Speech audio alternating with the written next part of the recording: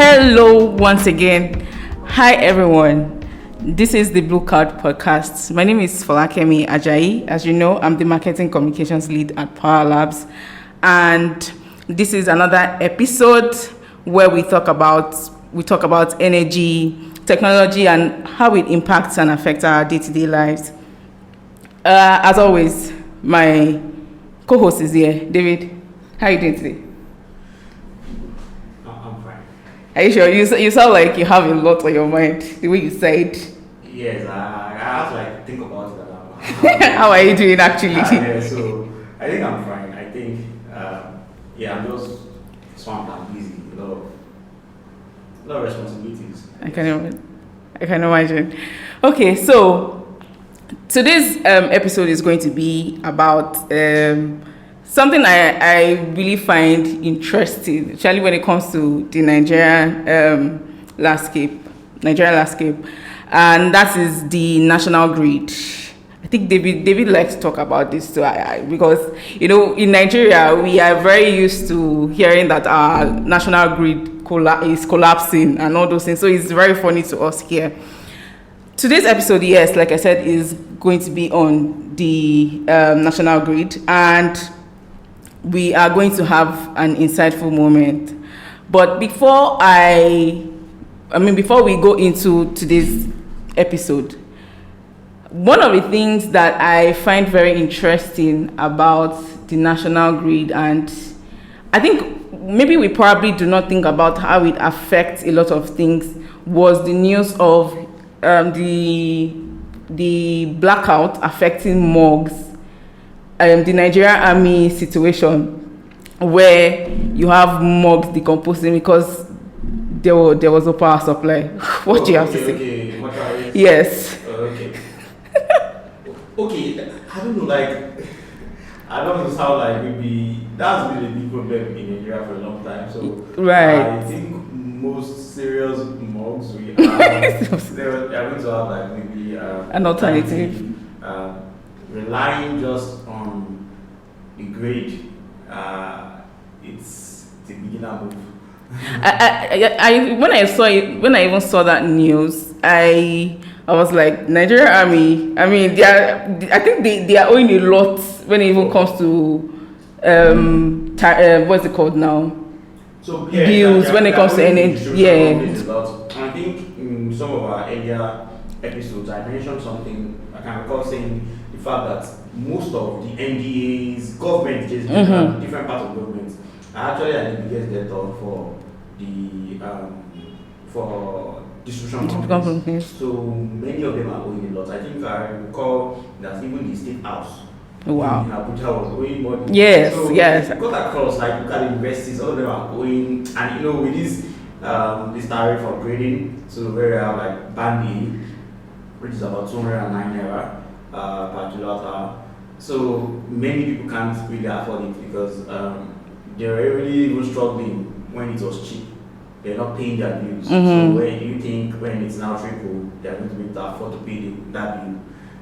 I don't know. So okay, let me right there. But I think a lot of them are owing, and they have to pay they have to pay their bills. Everybody should pay their bills. Everybody should pay their bills. Doesn't matter if you are the government or anything. Just pay your bills, please. Yeah. So, thinking about the situation of Nigeria, I think we have the government, private sector, and regulatory body that work together in managing the grid. Let me put it that way in Nigeria. So I want to understand how do they come together to achieve making the grid work and managing the entirety. How do they come together? So who is coming? So that is the federal government, the government, which is TCN, if I'm correct. Okay, yes. Then the distribution companies, which I think are private. Yes, owned, and NERC. Okay. Can I come in? Yes. So governments, some of the problems that I'm having is the fact that NERC is a regulatory body, and their government basically. Okay. And TCN is owned by governments. Mm-hmm. And it's an entity owned by government. They are not regulatory.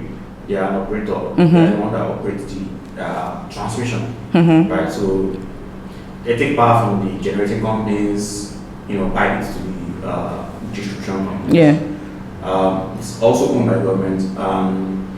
They've not really been doing like an amazing job, to be very honest. And some of that, maybe when we go into today's topic, Mm-hmm. we will talk about why it's so. Mm-hmm. Right. But so you have government on one end being an operator, the participants, and also a referee. Yeah. So government is MERC, government is NEMSA, Mm-hmm. right? So government, I think they just embeds, they just disbanded embeds. That's Mm-hmm. Nigeria Bulk Electricity Trading Company. So that's the one that helps to buy electricity in bulk from the companies and sell to the. Sorry, why did they do that? So why I do that is because how do I put it? It's just like what's happening with petrol. Okay. Where the way you get petrol is not like the distribution, the independent marketers don't just go. Like for now, they don't just go abroad and buy from refineries there. Okay. What they do is there's someone in between. So NNPC NNPC. is actually the guy buying, right? Mm-hmm. Buying the petrol, bring it to Nigeria, now sell to independent marketers. So it's like an extra middleman. Why? Because maybe it's expensive, maybe to put some kind of stability in the system. Okay. Right? So you're assuring it's basically like you're like an insurance that this person is going to buy this amount or this amount, right? So but now I think they disbanded it, which is in a way of trying to make the market a bit more fair, allowing more markets, free market mechanisms to take place. I would say I'm not very ideological about some of these things. I believe sometimes I love free markets, but the truth is, some of the ways people talk about free markets in textbooks that's not the way it happens in reality. Or the invisible hand that makes things just the truth is, sometimes government needs to come in and step in. If you just leave the market, sometimes that market will actually die. Right. So you need to actually step up and you need to be like a steward or an overseer, but you need to do it in a way where, being a parent, if you're a parent, for example, the way you treat like a toddler is not the same way you treat your adult child. Yeah. Right. So there's a way where so it's different. So I guess that's how I see the role of government. So you deregulate the sector, but there's still a role for you to play. You don't just make it free for all markets. Yeah. Markets. A lot of interesting things that happen when you make it entirely free markets. Some maybe larger participants can manipulate the markets. So it's something to be careful about when they are saying you want to deregulate totally. Yeah. So right now it's mostly government is the biggest player in that sector. Government transmits, government regulates. Government is still the biggest customer too because they are the biggest sector. Government is the biggest sector. So I guess then you have the private people, that's distribution companies. Is private. Well, even if you look at the equity of those distribution companies, the state governments in many of those places own shares. I don't know about the federal government owning any share in none of these companies, but I know the state government here. So, for example, Ikeja Disco, Lagos State might have like some equity in Ikeja Disco. So, I don't have their share certificate or their equity capital book, or if you check, many of them have sort of state government having some equity in those because it's utility and you want to make sure that your interest too is served. So the private people are there, but they are mostly on the side of distribution and generation. So we have power plants owned by many of those power plants are especially thermal power plants. They are mostly owned by private concerns, and they are generating to the grid. And I think most of our supply now is due to those private power plants. Government still owns some generating yeah, they still own some. I think I can't recall of it, but I think some of the biggest ones. Like I think Kanji Dam, the Kanji thing, Yeah. Zungiru, Mambila, all these big hydroelectric power plants. They are owned by the federal government. You can fact check me if I'm wrong. Maybe they sold some of them, but last time I checked, they're owned by the federal government. Maybe they are like private entities operating them. I can't recall at the moment. So, but a lot of the gas-fired ones, most of them are owned by private people who invested in and built those things. And we just need to build more and more and more of those gas-fired stations. Interesting. So, like I said earlier, we're practically used to hearing that our national grid has collapsed. Well, one thing that amazes me is, and that makes me curious, is what is the cause of this one? And what do you think are like the mechanisms that should be put in place to prevent this constant collapse? I'm going to say something that when people talk about electricity, people focus on mostly the technicals. Like, the grid collapse happened. We lost one station, we lost this, there was a fire incident, this particular. The people say, they talk about the symptoms. Many people don't talk about the cause. And when I say root cause, the original cause. Like, okay, something caused it. Okay, someone has, so let me put it this way, someone has a headache. Let's say someone has a headache and the cause of the headache was the person has not eaten, right? So the hunger caused the headache. The cause of the hunger now, maybe for that person, is the person don't have money. So the original cause is poverty. Yeah. If you trace it. If you trace it properly, the fundamental cause is poverty. So if you solve poverty for that person is able to earn money or have money or whatever, that person is able to buy food, and that person will be hungry, and that person will have a headache. Right, that's the more. So if you want to solve a problem for that person, is it me giving the person food or me giving the person a way to make income? So you see, so someone can come and give you food today, or someone would say, okay, I give you food, maybe I give you food now. I have to think about long term. How do I really solve this? So you don't have headache anymore. I think I'm using that same analogy for our grid. The biggest challenge is financials. People don't focus on that. For me, I think it's I would even go as far as and say I know. You can say what is the cause of financial. People come with different reasons, ideological reasons. Oh, because people are corrupt, because this, that. At the end of the day, it's financials. Nigeria is a poor country. People don't really understand that fact. The capacity, the installed capacity is about 13,000 megawatts, right? And what are we doing? All right, check today. Maybe you can check the data. You might see maybe our current production is like about 5,000 megawatts. You can't even do 7,000. It's going to collapse. So you know, like our last meeting, our last podcast, we were talking about the way the grid is, the different parts. You know, we talk about transmission. So when you don't have any of those parts of the grid, if some of them are not well, should I say, they're not the way they should be, or you imagine someone is trying to build 3-story building on foundation for a bungalow. So when they did the structural design for that building, it's a bungalow. Then someone, a wise guy, starts building a 3-story building. That is actually criminal because something is going to happen. And what's going to happen is going to be disaster, right? A catastrophe. So I guess the same thing can apply where the way the grid is, it was designed not for the current population, the current demand we have, right? So there's been very gross underinvestment in the grid over the past 50 years. So people have not invested enough in the grid in terms of the transmission capacity, distribution. So when you have that kind of stuff, there will be problems because, okay, let me give you an example.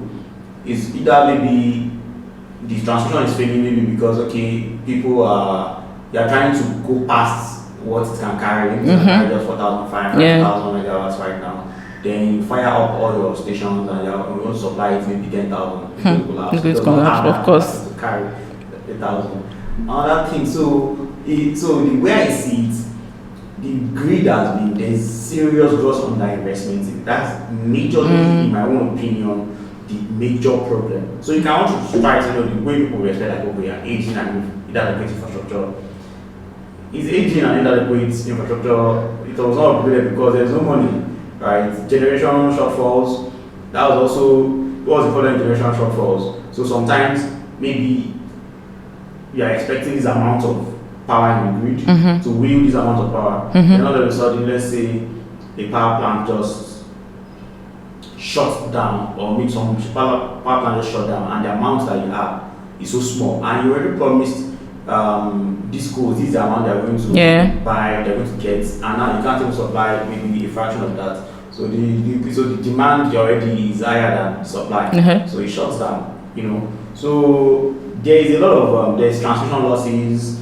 There are a lot of things that could happen. Poor grid management. Talk about smart grid, where you are kind of like you're able to manage it better if you make it smarter. By smarter, it's not just like throwing that word smarter. Right?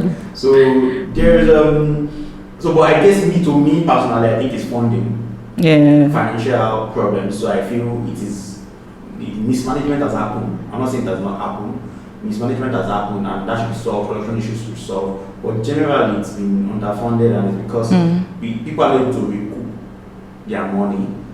You get people are able to recoup their money, and there are some other problems also. Like we can't really blame the users, like us. So because in the first instance, it is so expensive to generate power in Nigeria. So we should actually not penalize people for using electricity. So when you say why was the main reason? Me, if you ask me, I say the main reason is because we're a poor country. We need to do something to that. We need to make. We need to fix that. A country that is poor, unless you want to continue subsidizing it forever, which is not sustainable. We are removing subsidies in plenty of things. It's just not sustainable for a country of our population. The population is so large. Right? So it's a case of thinking about it carefully to say, okay, how do we make this sector profitable? Because we've liberalized the sector in a way. The generating companies are profit making. They're for profits. The distribution companies are for profit. So they're not there to come and dash electricity for free. How do we make sure they're making money? So if you fix that, I guess there's going to be more investment in that sector. Right? And if there's more investment in that sector, then the regulator can now actually do the proper work, because you can now penalize someone for not doing what they should do. If you are supposed to wield this amount of, like you're supposed to generate this amount of power, you're not generating, there will be penalties for that, right? But you're not evacuating the amount of power that was generated to you. You're doing excuses. Oh, my transformer is bad. Why is your transformer bad? Why have you not fixed it? It's insane that people actually pay for transformers, pay for meters. It's actually totally, it is insanity. And they are gaslighting Nigerians to make it seem as if you have to actually buy your meter, you have to pay for the meter, you have to pay for, like, the distribution company must go and figure out how to do it, because you don't own it. If I pay for my meter, I own it, I can decide to do anything to it. I can alter it, I'm not saying you should alter it, but I'm saying if I have paid for it, it gives me that it's not your business what I do to it. I can take it away if I'm leaving. But it doesn't, that is not happening. So I think, in fact, I think there should be class action suits. I'm saying this, like, I think there should be class action suits against those parties that are trying to make Nigerians pay for things that, like, they should not be paying for. We should not be paying for meters. This is not about subsidizing. So people say they are subsidizing. I don't like that language. They are not subsidizing meters or whatever. No, you should not pay for meter because you don't own the meter. It's like saying I'm going to want to buy for. You're saying I should buy a meter to check maybe. I'm gonna pay for the meter that the fuel dispenser is using. I know it's not like a plain, but I can't pay for it. For filling station that should make sure it's metering what it's giving me. I'm not paying. I should only pay for what I'm consuming. Yeah. So I cannot pay for a meter for 200,000 naira, and you are still saying it's not mine. I'm not doing that. It's mine. I can do whatever I want to. Same thing with people are paying for cables. I'm not talking about the cables in your house, right? Like wiring in your house, but the wiring that goes to your meter, the transformer, it's not your business. So they should go and find out how they are going to, I don't know, there are different ways to go about it. They should raise bonds, find funding somehow to build that infrastructure. And yeah, right now they're charging we looked at it the other time and we saw that we're actually overpaying than even some first world countries. Actually overpaying for electricity. Yeah. So you should not be penalizing poor people to be buying, it's wrong. What you should do is you provide you figure out, we have smart people in Nigeria. Yeah. We have smart people in government. Thankfully the current minister of power he has like a finance background. So I think people should come up with ways to figure out how to finance to help finance some of this to help with like liquidity in that sector, right? And yeah, you cannot charge. They're already charging us. My monthly bill, I live in a small apartment. Like my monthly bill is like 80,000 naira. Wow. Jump from like 30,000 naira. It's not like 80k. Like for electricity alone. Electricity alone. Can you see how? I do not envy you. Can you see how insane that is? And I really cannot say like I'm consuming electricity like that. The thing is, I use AC when I'm sleeping at night. Man, me, I think AC should be human rights. I mean, to the fundamental. I believe AC because this is tropical environment. If you need to actually cool the environment to actually do serious work. I think people underestimate the importance of having cool working environment. People underestimate it. They think, I think in fact all the ministries or government offices should be cool so people can actually do this work before 2 p.m. in the afternoon. But people go to work and 12 they're really tired. Because everywhere is hot and humid. So but just the AC, what else? My workstation, right? That's it. I don't really do anything with electricity. My fridge is, I don't know, energy savings. So are you under band A? I'm band A. No wonder. I understand, I'm band A. And you can also be spending a lot of money here, right, in these premises because we are under band A too. So, I feel finance is the biggest challenge in that sector. If we fix that finance, then it will allow us to fix other things, right? Security issues. There are some other issues that are a bit away from finance. Yeah, we've been seeing a lot of vandalism and sabotage happening. I think that's on the government. So which player, which stakeholder is responsible for that? That's the government. Security issues is the government. This is utility is it's national security assets. You understand? So that's why you have things like NSCDC, this Civil Defense Corps. I expect them to be safeguarding government assets, not government assets, national assets, regardless of ones like the railway, grid. That's what I expect them to do actually, to make sure they are monitoring these things and safeguarding these things. So yeah, I feel sabotage, people need to work on fixing that, making sure we reduce the incidence of sabotage, of vandalism, people going to go and steal things from, I've lived somewhere before, in Shomolu actually, where, you slept and all of a sudden you woke up and you heard that they've taken some big cables from the transformer and they stole it. We had to donate like 500k, 5,000 naira to actually replace the cables that were stolen and now do big padlocks and everything. It makes me, I'm usually curious about, like, what do they do with those things? Oh my goodness. There's a market for it. Are you kidding? Wow. That is bad. Like, so people are going to, it's because, and there's a market for it because we are allowing people are buying their equipment to themselves. If it were just the disco or the distribution company that is really doing, they are the ones buying them.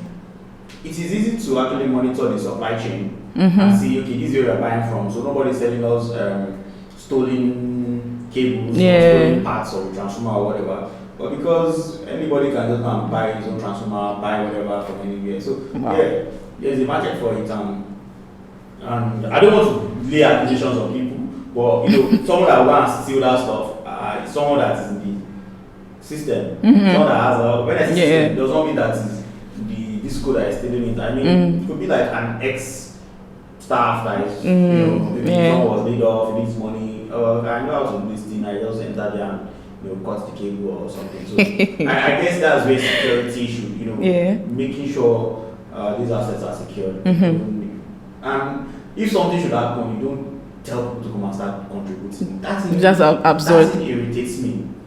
So because if you don't do anything, they are going to leave it like that. They're not going to touch it. So you now have electricity for people don't have electricity for 6 months because maybe they refuse to buy another transformer or pay for another transformer or whatever. And you don't have electricity. So someone asks you, so that's where you now have the government penalizing the discos. Yeah. You cannot keep people in darkness and put them on band A or whatever. I don't even care if you put them on band E. You cannot keep people in darkness because you said one thing is not available. You are a private entity, right? You are supposed to provide electricity. If you can't provide it, step out of the way. Let someone else come and wait. So there are issues. There are a lot of issues. Tariff issues. I mean, I have the funding issues, right? And I say it's a major issue. I know problem with funding has always been around underinvestments, right? But when people talk about tariff, what people focus on when it comes to funding is tariff. But now, okay, we are in band A. They are promoting people to band A all of a sudden. Let's see what they do with that money. Yeah. You know what I mean? Let's see what they do with that money, because if you are putting in band A, that's a very interesting. Because I mean, my next question was going to be like, do you think there's a link between pricing structure and the quality of the maintenance of the grid? Yeah, so the price, the grid is your distribution, your own part of where you get electricity from is part of the entire grid. Now, who is responsible for what? Someone is responsible from your meter down to the transformer to the feeder supplying. Someone is responsible for that. That's the distribution company. Now, from that feeder, or let me say from the substation to the major transmission line feeder from TCN, it's TCN that is responsible for that. So if something should happen there, TCN has to take control, right? So I guess there could be problems from any angle. But I'm saying, if you are saying there's not enough money in the sector, these schools are owing generation companies, right? Customers, final users are owing these schools, right? So now, if you start paying for electricity, you're paying for band A or whatever it is they are paying for, right? And there's an SLA now, there's a service level agreement, and that SLA is if you are saying band A, you are going to provide 20 hours average in a month. Average electricity I will get is 20 hours. So I don't know, maybe there will be some days when there are issues, but I will get at least 20 hours of electricity for that month. So if I don't get it, I think the agreement is like you are going to downgrade that person to a cheaper band. And the cheaper band itself is like if you are downgrading someone from band A to band B. Band B is at least 16 hours. Yeah. So if someone is in band B does not mean they are not going to get. They can still get the 24 hours. Yeah. You are just saying that just at least you provide 16 hours, right? So I guess in that case, if I'm paying for that amount of, if you don't provide that service that you've agreed to provide, you downgrade people. However, I think you should go further than that. There should be penalty. Even for that, okay, you don't provide consent for a month, there should be some form of penalty or even maybe some form of compensation. Right? So you put me under band A for this month and I didn't get band A electricity. Right? So I've lost money. I'm getting band C electricity. So even if you put me back, you downgrade me to band C or whatever, the people that was in band A, I didn't get it. So who is supposed to take care of that loss. You've cheated me. Yeah. So someone should penalize Thanks for the it. school or whoever should be penalized for that, right? So I guess there's a lot of the details matter. We gloss over details a lot in general in Nigeria. Oh, details is because we gloss over things. That's why they cheat us, right? So I think when it comes to funding, yes, fund that sector. Figure out other ways to fund it. Government bonds, try to make the market a bit freer so people can bring in money and they can take out money. That way, foreign investments can come in. And the transmission, I don't know. I think it should be. I don't have my ideas around transmission are not fully formed. I think government can own it, but maybe it should be operated by people that really know what they are doing. You understand? I'm not saying actually I'm saying it's people that know what they are doing. The current people that are operating know what they are doing. That's the truth. Because and when you see funding also goes into the kind of human resources you have access to. Yeah. I mentioned the other day that you want the smart people to go and do things like to go and work for them. You don't before if you have first class from university. I'm just using class or degree as a proxy for excellence. But if you are a good engineer, you probably don't want to go and work in them, but you want to work for a company with salaries. Like everybody is expecting you to come up with money. But when you can afford to hire the best people, the best brains are working on this problem. We can figure out. So you don't have third-rate people working on something that is as important as the grid. Because like when you talk about the economy, you can't extricate, you can't remove the availability of energy of electricity from how fast your economy is growing, right? So it's a very important problem or it's an important infrastructure for the society that we need the first class people or the first rate engineers, operators, the entire value chain should be working on it. Energy lawyers or whatever should be working on that problem. So if you fund it very well, you get better people, better human resources, you get smarter grid management, right? So that's why I still feel all the problems you talk about the grid, you can still live with it. So it's not underfunded and it's actually a very poor country. So where the government now comes in is if you now start seeing you are charging cost reflective amounts for power. The problem is a case of chicken and egg, the chicken and egg situation, which comes first. Because you need the grid to make your economy, to boost your economy. You need stable grid, enough energy. But the thing is, to actually get there, if it's too expensive, people cannot afford it. They are going for more expensive sources. That way, the economy is going to even slow down growth rates, right? So that's where the government comes in. Like, how? So subsidies are not bad, depending on how you do them. You don't subsidize consumption; you subsidize production. Right. You get what I mean? Right. So, for example, incentives for bigger customers like factories and this thing for them to get on the grid. Many of them they've left the grid. They are using more expensive sources because they want stability. Yes. They need something that they can be stable, is available. They don't like, okay, I want production run within this time and this time. I need power, right? So many of them are left the grid. They are using gas directly or big gens and they're spending a lot of money. Even at 209 naira, it's still way cheaper than you buying diesel or you doing gas, right? Yeah. So you want to incentivize those people to come back to the grid. When they come back to the grid, that's a customer that is assured that will pay. Yes. That way, there is more income for the. So there is a lot of things to think about that. Subsidies are not intrinsically bad. Like, it's always bad. It's always bad. It depends on how you use it. If you just subsidize people like, okay, I have cheap electricity in my area, and I'm using it just to play PS. I'm using power to play PS, or I don't know. I'm not saying it's not important to play PS, or someone can be a content creator and want to use power, cheap power. But the truth is, when you consider the larger society, which is more important, which is a more important need for the society.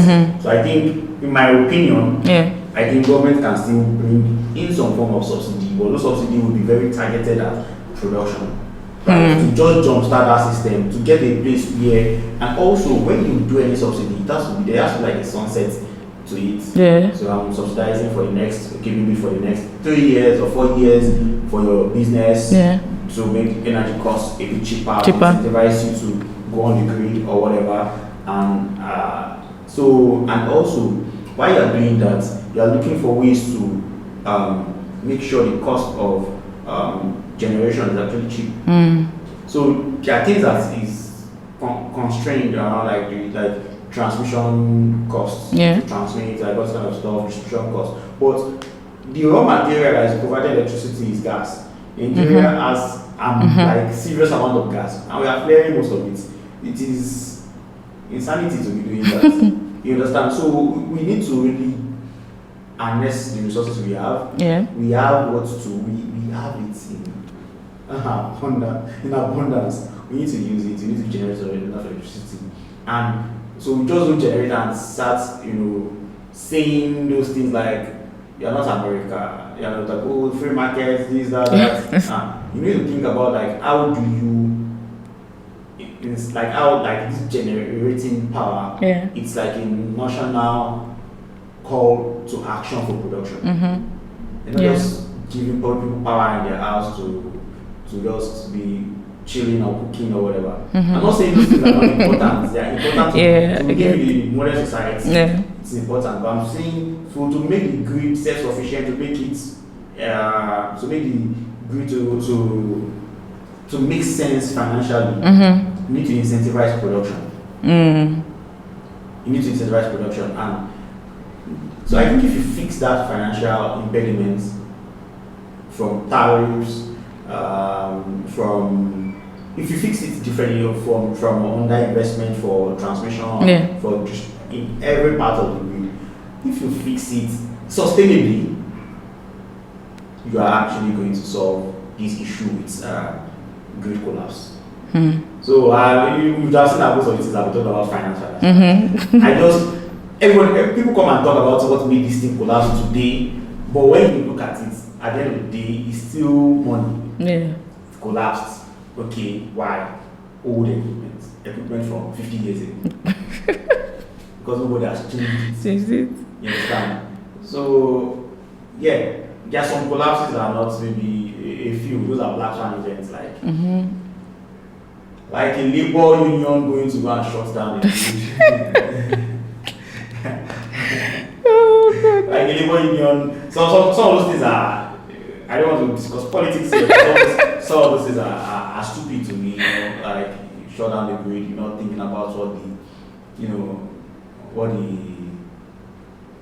the repercussion is. Making it back online is not straightforward. I've even said that to shut down, you can shut down, the entire grid can shut down in like 30 minutes or in a space of 5 minutes, everything can just shut down. But to come back online might take a day. Exactly. I've noticed one it's easy to destroy them to create. So Exactly. You mentioned mugs. I'm not saying mugs it's nice that mugs are not getting electricity, but even think about incubation equipment in hospitals. Yes. They've lost power. Like if you look at the cost of grid collapse, there are human costs to it, and those costs are not even. If there's an economic cost to it, you can talk about that. You can come up with a number. But how do you value human life, the life of a baby? So if an hospital loses a lot of patients, babies, because they lost power, how do you value that? So I think it's a problem that has to be solved. It's a big problem that has to be solved. I'm thinking that we should attack it from the problem like financially. Build tools that make you attack it financially, that makes it even the tools that you are building, some of them are going to be expensive. I going to be able to afford it. So all this smart thing they are saying, smart grid, it's money, it's not free. Right? Powerlabs is building a lot of amazing tools, right? But let's say we build a tool for the grid, for the discos now, or for the transmission company. It's not going to be cheap, it's not going to be free. We're not going to want those people and say, take this tool and for free because we are patriotic citizens. We want the grid to be good, but we also have to survive. Yes. So, and a lot of thousands of human hours has gone into building those things. So, you need to get compensated for it to continue. So, I would just attack it from finance, right? Well, however, like I agree that there are a lot of other non-finance reasons where that's making it collapse. I've heard that the grid. I think let me just put it this way: one of the reasons why there's a lot of instability regarding the grid is weather conditions. Weather. Yes. So like if you have extreme weather conditions or climate change, I mean climate change, we are so used right now, we are so used to hearing climate change. How does this actually impact the grid stability?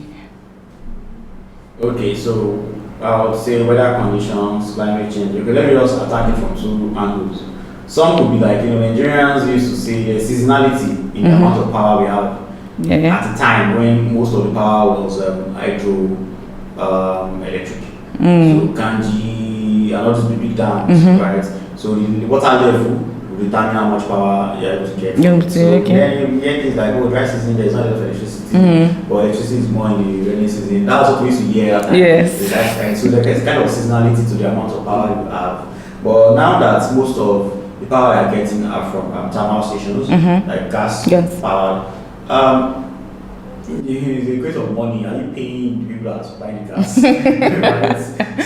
So that seasonality from weather has really reduced. The seasonality from weather has really reduced. So, but is weather still playing any role? Okay, there are some ways weather can still play roles, and I'll still link it back to finance. So,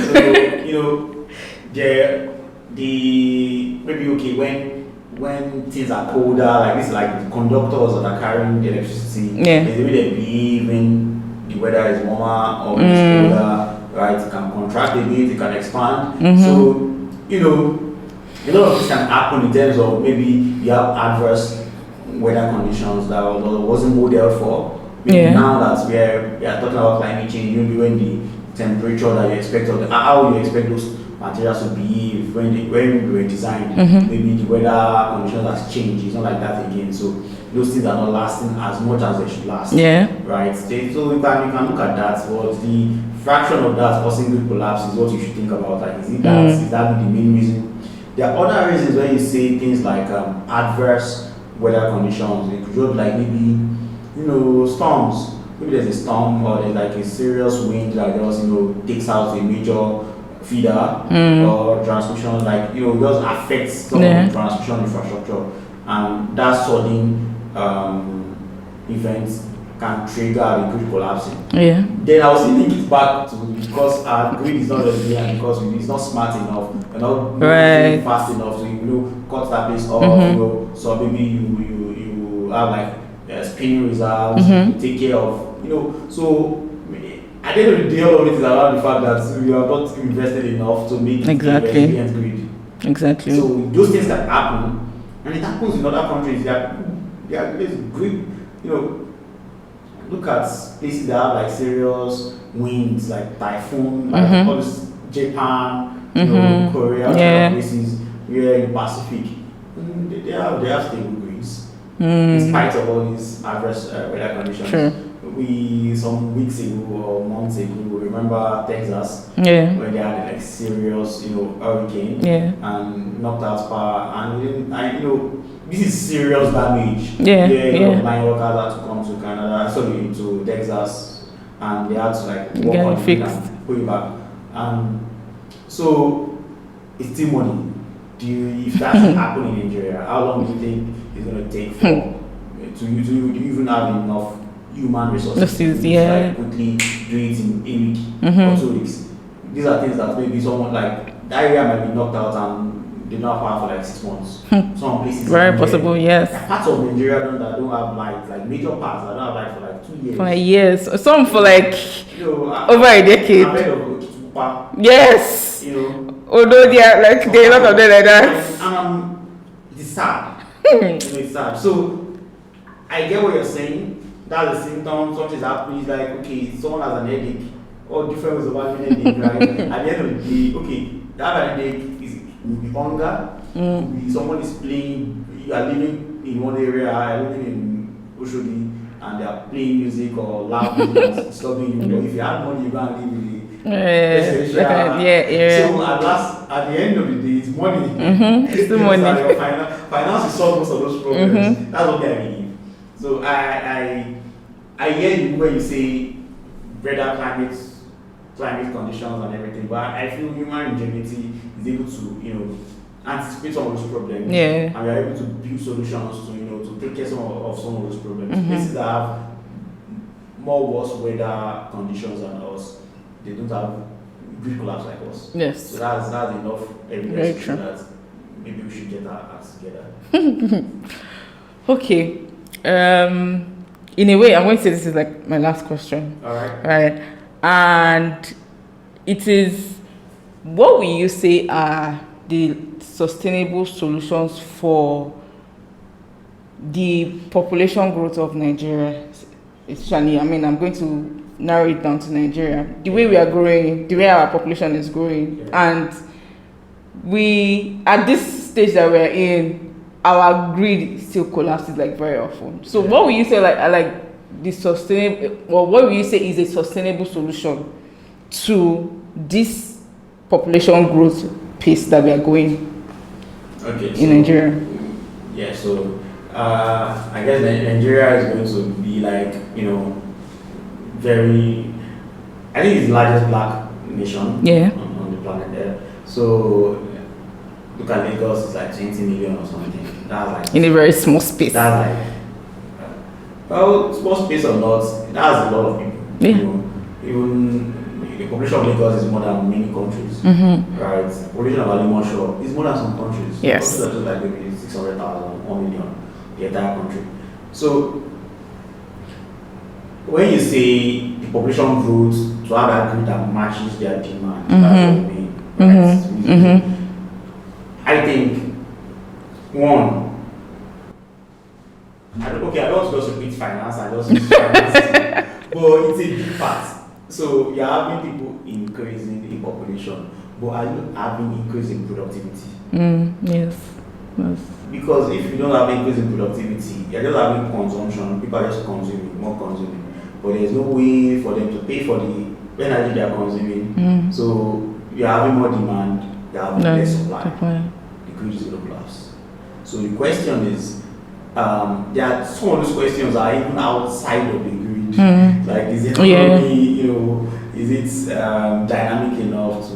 So, but what I would say is, just looking at it, different parts of the country has different needs, and they have different economic profile. Yes. So in a way, you're penalizing some people for the,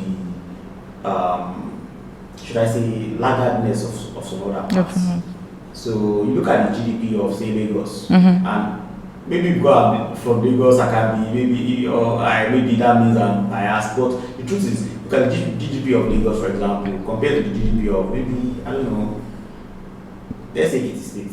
Sorry, if you are from Ekiti State, please, apologies. I'm apologizing, but look at the GDP of Ekiti State. It could be more, but right now it's nothing. Right? It's so small. But like Yobe, all these kind of places, both of them are expected power from the grid. And you look at what the population of Lagos is, and look at the amounts of electricity that they are giving, like that Eco Disco is getting, Keja Disco is getting. When you add both of them together and you look at what Abuja is getting, what is the population of Abuja? The entire Abuja, look at what is the population of Abuja, and maybe other parts of Nasarawa and the rest are getting from Abuja Electricity Distribution Company, AEDC.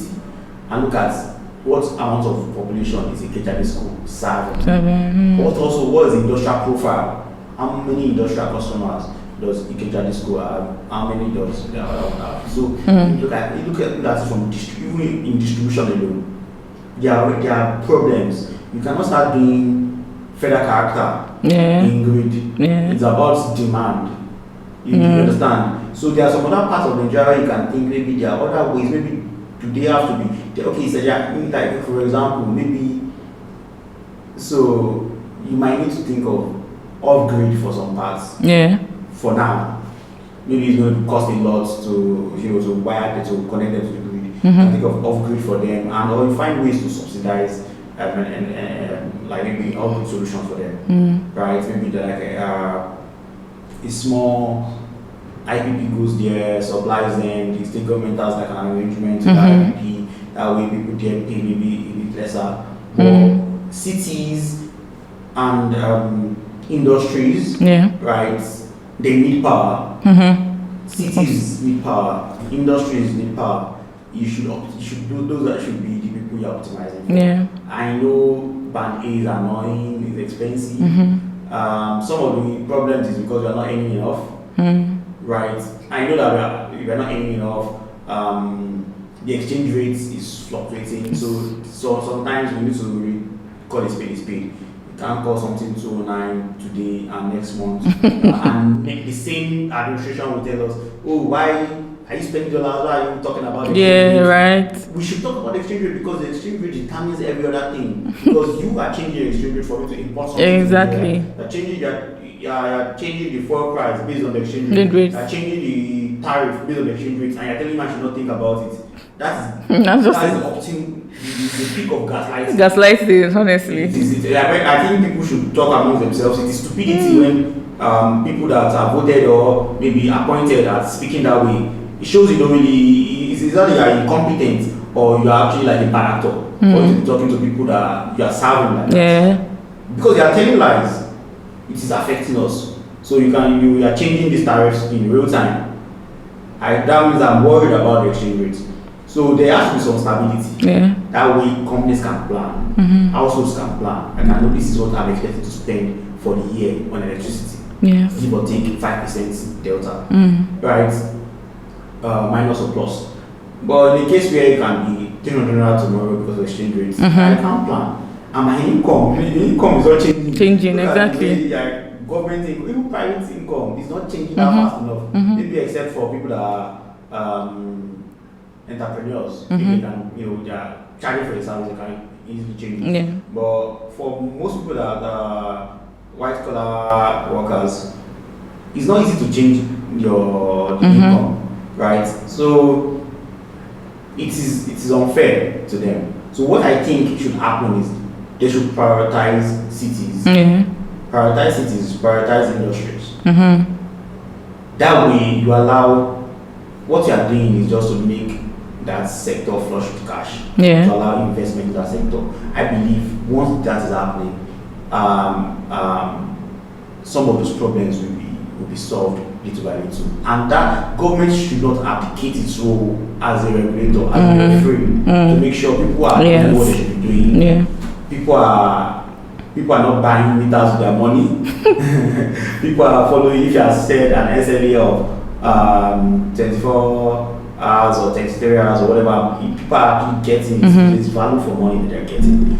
And if that is now resulting to better production, like more productive, I guess eventually if you get to those interlands, government will have extra money, extra fund, infrastructure. Like government should raise infrastructure bonds, right? Raise billions of dollars of bonds to actually like maybe connect those interlands to the grid. So if you are waiting for the free markets, those places will not get electricity. You get what I mean? They're not going to get electricity. So you will not wait. That's the point of government. Stepping ahead of the problem and so whatever answer I'm giving is still going to be around finances. It's just something I've thought about for a long time. I'm like, I know what to do to solve this thing. You buy this, you put this kind of equipment, but at the end of the day, everything is still going to money. It's still going to money. So I think there should be a whole lot of thinking around financing. Having the Nigerian government still involved in the... I think the problem with Nigerian government even still being involved is the fact that our government is bad with management, trying to manage or trying to oversee or trying to... maybe. Because so they can literally not give what they don't have. So maybe when you put just civil servants Government can own things. I don't think government should manage things because the way the incentives or the way they measure performance is not the best. Yes. Right. So you look at a company like NLNG. It's owned by government and oil majors. Yeah. Right. They own I think Shell, Chevron, and the rest. They own NLNG. NLNG is managed like a world-class company, and it makes money, it makes profits. So you can't say the same for its elder brother NNPC. I'm not saying that his elder brother. Just compare NLNG to NNPC. I will leave the listener to make their inference for what I'm saying.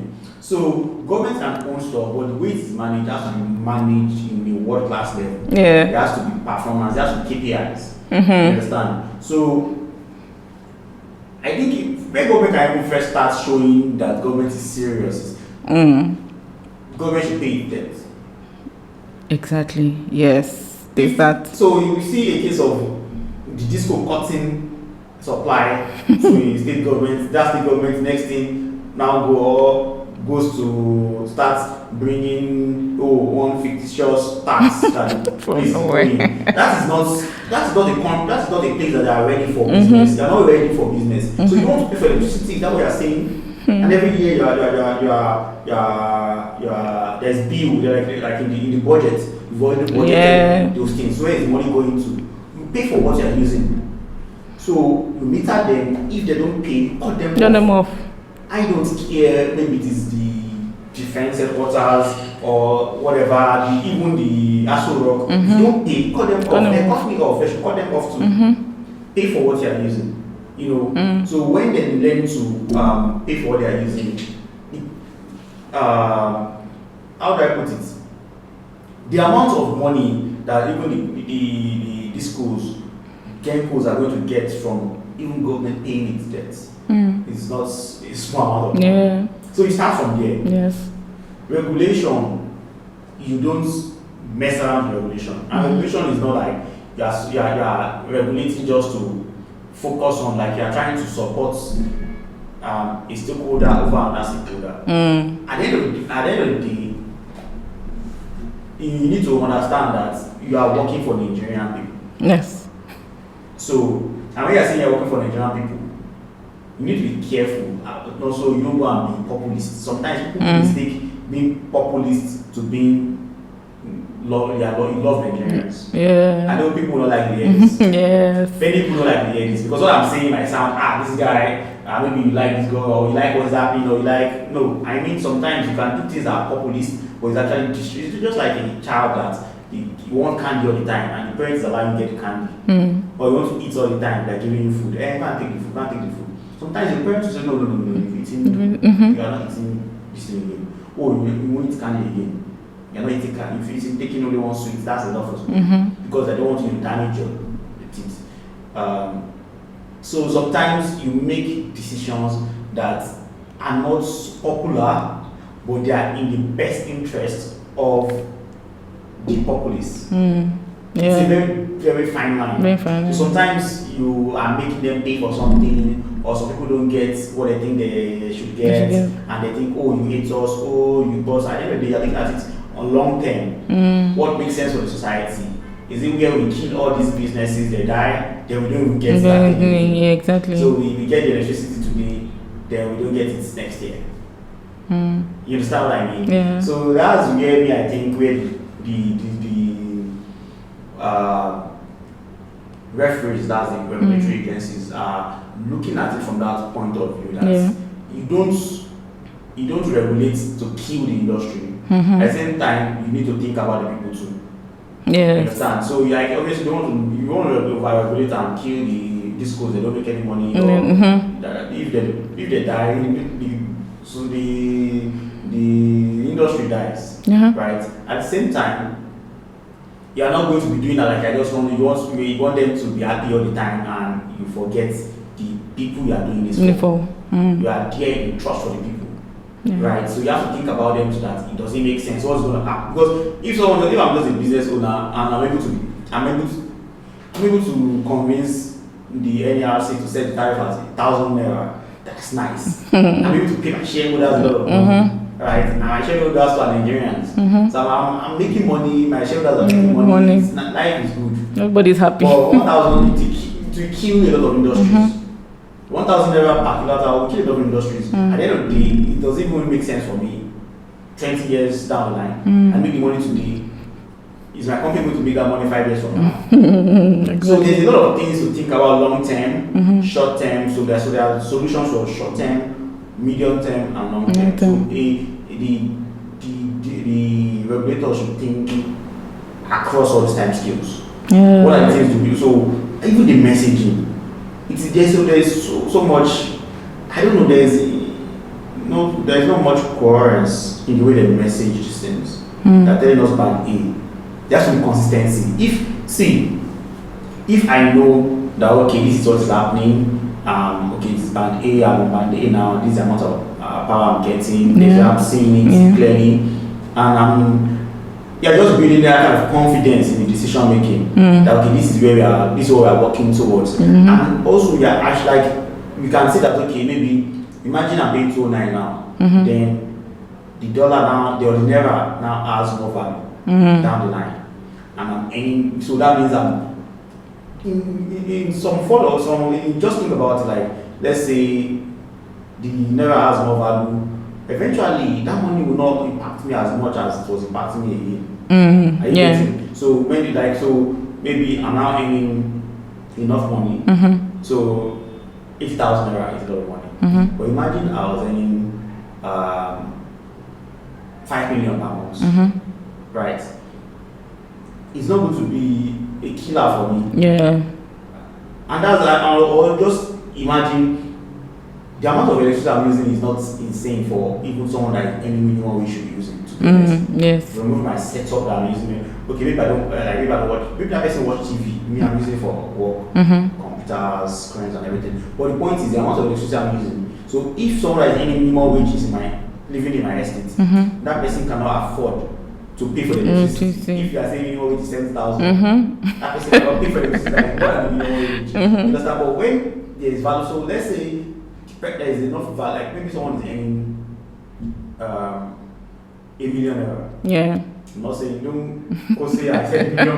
You know when you go to the million. I can't go from the figures. But I mean, let's say someone is earning $1 million and you owe parents and you pay for utilities, you know, and you still have enough for yourself. So it's not going to be much of a big problem, right? So I guess electricity electricity availability or grid availability cannot work in isolation from the larger economy. So some of the problems are macroeconomic problems that have to be solved, right? The problem is the thing is we push some of these things to the household economy. Like you should figure it out for yourself. But it's at the macro level, right? So that's the way I see it. And money makes the world. Money. So if we fix, and when I say fix, when we fix the financing, we fix the financial parts of the electricity market. But we fix it in a way that is a win-win for everybody. So the win cannot be happening. It's not like immediately it's a win for everybody, but they can see that there's a. So even if I'm paying 209 naira now, it's annoying 80,000. I can see how maybe down the line, because of producing the electricity, will tend to fall downward. There's more supply of gas. You know, like there's optimization happening in those plants. So when there's clarity, there's transparency, right? I guess it's going to be a win-win for everybody. But when there's, hanky-panky, or you're trying to favor some stakeholders over some other stakeholders to the detriment of the larger society, it's not sustainable. And you have issues at the end of the day. Absolutely. So, yeah. Amazing. Thank you, David, as always. As always, it's always an insightful session with you. Thank you so much. If you were able to listen up to this point, thank you. We encourage you to listen to our previous episodes. You definitely learn one or two things, and if you have anything regarding any comment or any observation or anything, you can always connect with us on social media. You can tweet at us on X, Twitter, whatever it is that you still call it, by the way. You can let us know what you think at Powerlabs HQ. Same as Instagram, Powerlabs.inc on LinkedIn. We also encourage you to subscribe to this podcast so that whenever we drop a new episode, you are notified. So, can I say something? Yes, definitely. So I think people should go and check pi.powerlabstech.com. So that's pai.powerlabstech.com, because we're talking about finance. Mm-hmm. For that, finance is for the entire sector, but for you that are in business, Mm-hmm. right? Are you going to wait for 10 years for them to figure it out before you Exactly. before you survive? Mm-hmm. You need to survive, you need to survive today. Your business has to survive today. Mm-hmm. So, and that means, okay, you're thinking of the grid, you're thinking of gas, you're thinking of diesel. So you have a lot of sources, and Mm-hmm. you want the cost to make sense, otherwise your business dies. Mm-hmm. Right? Yeah. So I guess you should check out Pi. We built something that is wonderful, that basically helps you to manage your costs from different sources. So you just check out what Pi is, Mm-hmm. and I guess you learn a lot, and you will like what you are cooking. Mm-hmm. Yeah, cooking. So check it out. All right. So till the next episode. Bye. Thank you.